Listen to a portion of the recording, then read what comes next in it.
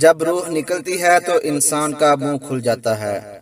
ہونٹ کسی بھی قیمت پر آپس میں چپکے ہوئے نہیں رہ سکتے۔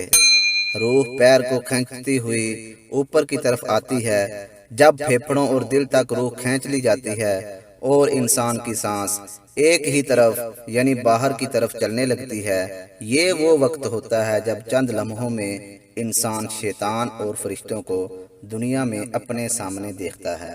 ایک طرف ابلیس اس کے کان میں کچھ مشورے دیتا ہے تو دوسری طرف اس کی زبان اس کے عمل کے مطابق کچھ الفاظ ادا کرنا چاہتی ہے۔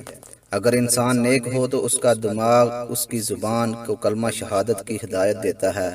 اگر انسان کافر ہو، بددین، مشرک یا دنیا پرست ہو تو اس کا دماغ کنفیوژن اور ایک عجیب ہیبت کا شکار ہو کر شیطان کے مشورے کی پیروی کرتا ہے اور بہت ہی مشکل سے کچھ الفاظ زبان سے ادا کرنے کی بھرپور کوشش کرتا ہے۔ یہ سب اتنی تیزی سے ہوتا ہے کہ دماغ کو دنیا کی فضول باتوں کو سوچنے کا موقع ہی نہیں ملتا۔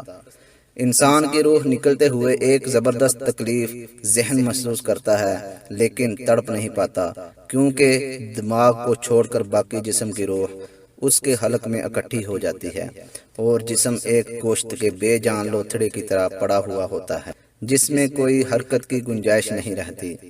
آخر میں دماغ کی روح بھی کھینچ لی جاتی ہے۔ آنکھیں روح کو لے جاتے ہوئے دیکھتی ہیں، اس لیے کہ آنکھوں کے پتلیاں اوپر چڑھ جاتی ہیں یا جس سمت فرشتہ روح قبض کر کے جاتا ہے اس سمت کی طرف ہوتی ہیں۔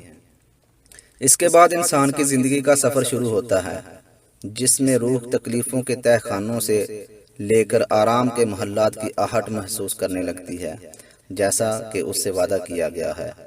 جو دنیا سے گیا وہ کبھی واپس نہیں لوٹا، صرف اس لیے کیونکہ اس کی روح عالم برزخ کا انتظار کر رہی ہوتی ہے، جس میں اس کا ٹھکانہ دے دیا جائے گا۔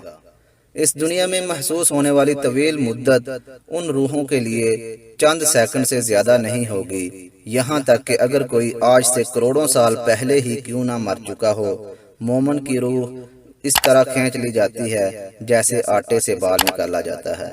گناہگار کی روح خاردار درخت پر پڑے سوتی کپڑے کی طرح کھینچی جاتی ہے۔